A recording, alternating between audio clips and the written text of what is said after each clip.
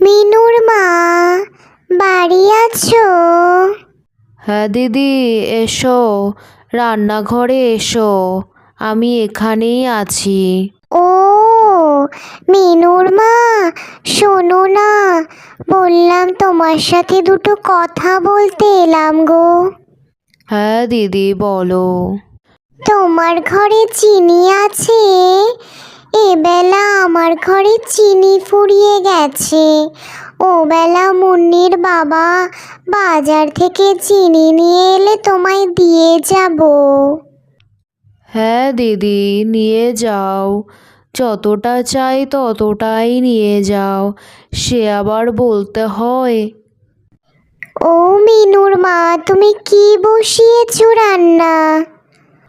ওই দিদি, চালে ডালে আর দুটো সবজি দিয়ে খিচুড়ি বসিয়ে দিলাম। বেশ ঠান্ডা পড়েছে তো, তাই ভাবলাম দুটো খিচুড়ি রেঁধে দিই মিনুকে। ও মা, তাই? আমিও তো পিঠে বানাচ্ছি, চিনি শেষ তো, তাই তোমার কাছে এলাম। বিকেলে না হয় তোমরা আমার ঘরে পিঠে খেতে এসো, কেমন?